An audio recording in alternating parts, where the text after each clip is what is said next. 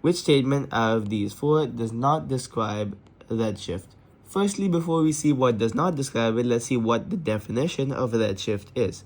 So we can take a distant star or a distant galaxy, and any light emitted from that distant star or galaxy, when it reaches Earth, of course the star has to be a receding star, because let's say there's a pulsate of waves over here. There's a pulse of waves coming from a star, and that star is receding from Earth.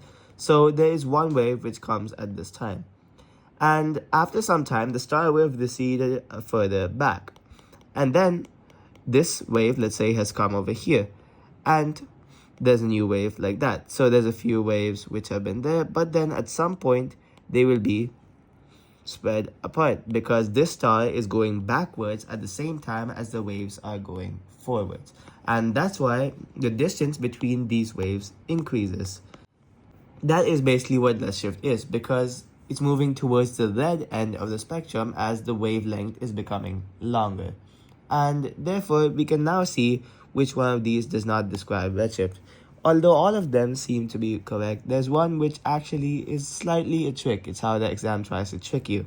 So if we look at the electromagnetic spectrum, from one end we have radio waves, the other end we have gamma rays, and in visible light, let's say over here is visible light, we have the red color here and violet color over here. Let's say that there is some light coming from a distant galaxy which is receding away.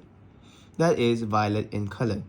So if redshift happens, that means this light may become red color, right? But does it have to always become red color after redshift happens? It doesn't have to be exactly red. It could become, for example, orange, which is the next one in the rainbow colors, which make up the color of light.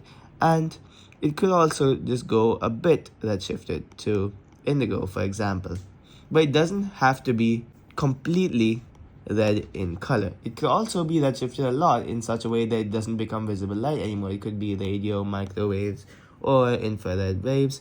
But it, of course, doesn't have to just be at the red end. It just has to move towards the red end. Or a gamma ray could be redshifted into a violet ray. It doesn't become red at all, right? So it just moved towards this side of the spectrum. And that's what the problem with option A is. It says it goes at the red end of the spectrum, but in reality it goes towards it, but it doesn't have to be at that end. So this option A over here is our answer.